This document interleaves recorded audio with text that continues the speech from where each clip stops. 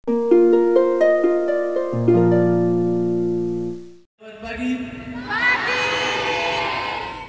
terima kasih atas kesempatan yang telah diberikan kepada kami. Pertama-tama, sebelum kami memaparkan materi kami, izinkanlah kami untuk memperkenalkan kami.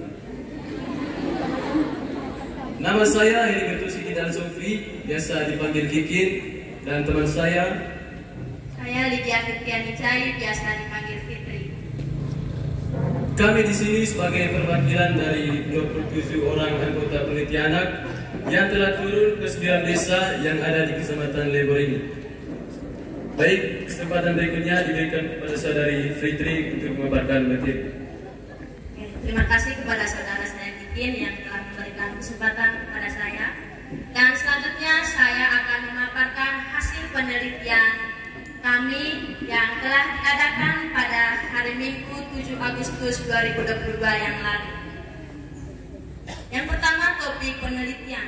Topik penelitian kami adalah gambaran kekerasan terhadap anak di Kecamatan Lebor. Jenis kekerasan anak yang menjadi fokus penelitian kami adalah kekerasan fisik, psikis, dan seksual. Topik ini dipilih berdasarkan hasil diskusi dan kesepakatan bersama teman-teman yang terlibat menjadi peneliti anak. Topik ini disepakati karena kami melihat kekerasan terhadap anak masih sering terjadi di lingkungan sekitar tempat tinggal kami. Yang kedua, lokasi penelitian. Ada 9 desa yang menjadi lokasi penelitian kami, yakni Desa Dalen, Golondewen, Liang Sola, Pongmajo, Ponto Ara, Tuai Mogol, Tuai Kanta, Kondo, dan Tuai Bangka. Yang ketiga, responden. Responden penelitian ini terdiri dari anak, orang tua, dan guru.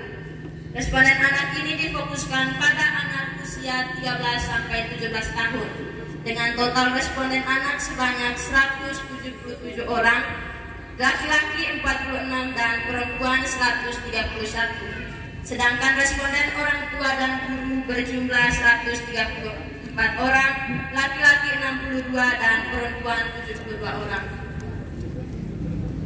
Yang keempat, temuan penelitian. Temuan yang pertama, kekerasan yang paling sering dialami oleh anak. Berdasarkan hasil penelitian kami di 9 desa di Kecamatan Lebor dalam 12 bulan terakhir, kekerasan yang paling sering dialami oleh anak. Yang pertama, kekerasan psikis. Sebanyak 88% atau 155 anak dari 177 responden mengatakan pernah mengalami kekerasan psikis. Yang kedua, kekerasan fisik.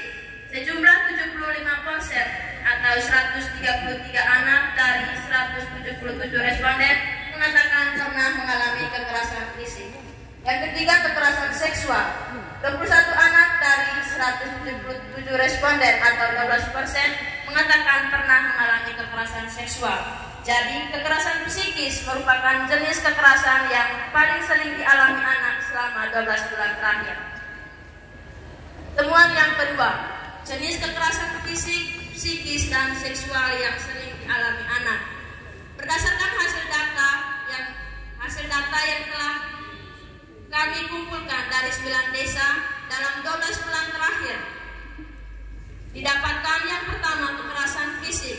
Jenis kekerasan yang dialami oleh anak yaitu dipukul dengan menggunakan barang atau benda sebanyak 56%, ditampar 47%. Yang kedua, kekerasan psikis, 72% dibentak dan 59% dimaki.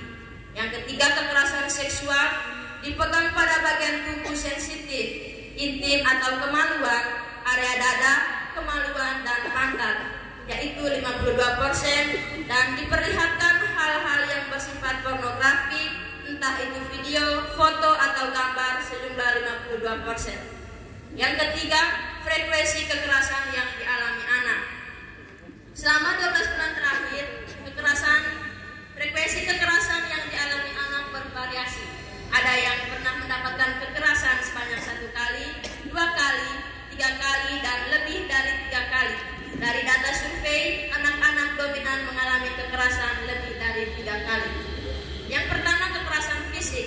30 39% atau 45 anak dari 133 responden mengatakan pernah mengalami kekerasan fisik sebanyak lebih dari 3 kali.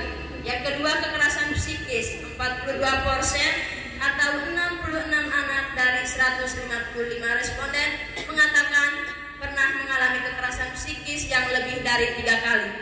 Yang ketiga, kekerasan seksual, 29% atau 6 anak dari 21 responden mengatakan pernah mengalami kekerasan seksual sebanyak 3 kali, lebih dari 3 kali.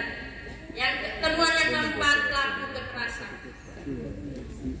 Orang yang atau pihak yang melakukan kekerasan terhadap anak untuk kekerasan fisik mengatakan teman sebanyak 53%, guru 43%, ibu kandung 41%. Kekerasan psikis teman 66%, ibu kandung 39%, dan guru 33%. Kekerasan seksual teman 76%. Jadi teman-teman merupakan pelaku yang sering melakukan kekerasan, baik itu kekerasan fisik, psikis maupun seksual.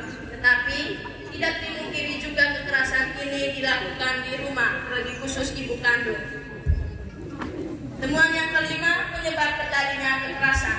Berdasarkan hasil penelitian kami di 9 desa di Kecamatan Lembor mengatakan penyebab terjadinya kekerasan terhadap anak.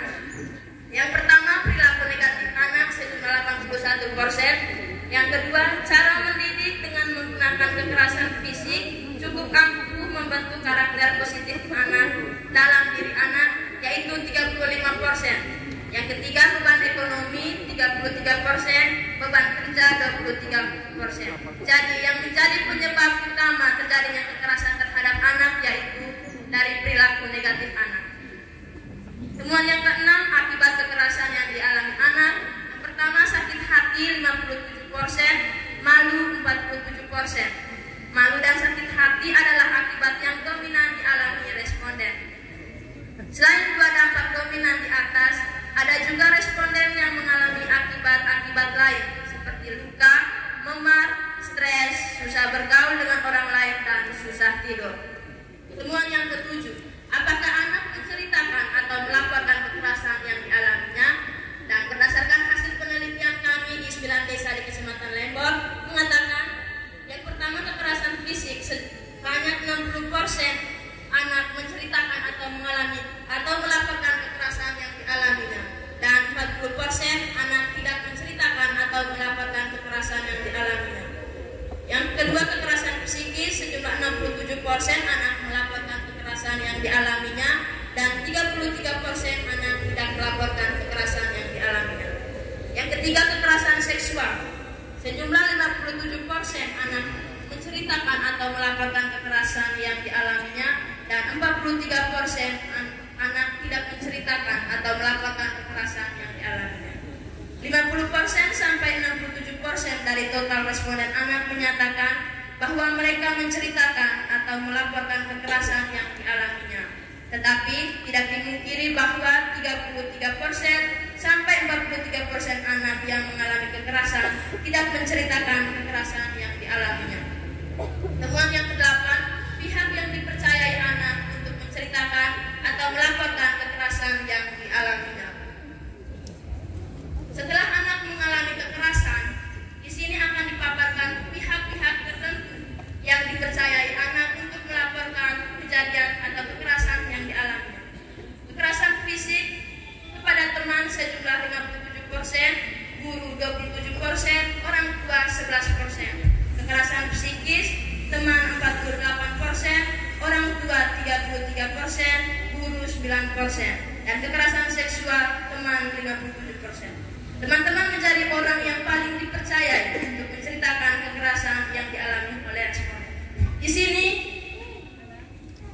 sepertinya ada pertanyaan yang muncul dalam benak kami sebagai peneliti anak.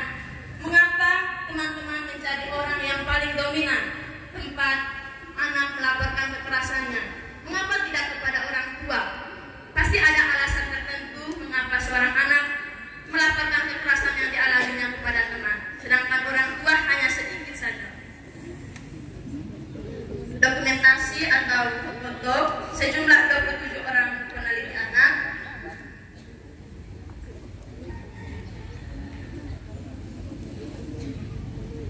Yang pertama, persiapan awal. Sebelum kami turun ke lapangan, selama 4 hari kami didampingi oleh Pak Yansen sebagai bekal kami untuk turun ke lapangan.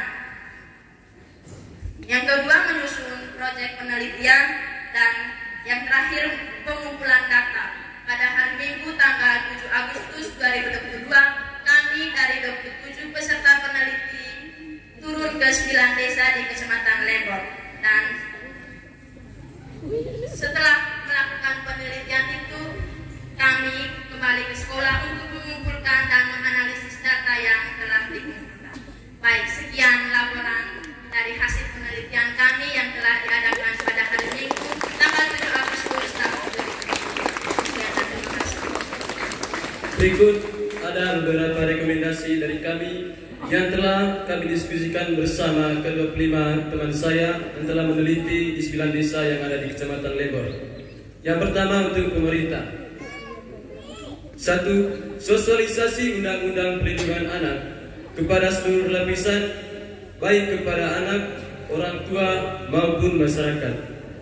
Yang kedua, melakukan pelatihan cara mendidik anak tanpa menggunakan kekerasan seluruh elemen masyarakat.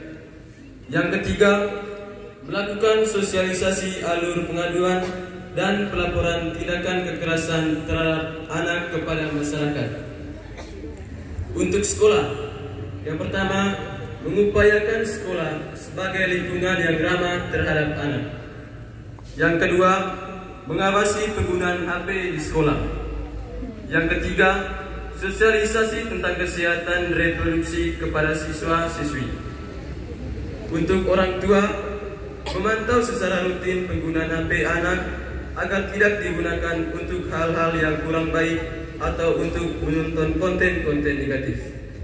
Baik, itu saja rekomendasi yang telah kami diskusikan bersama. Sekian dan terima kasih.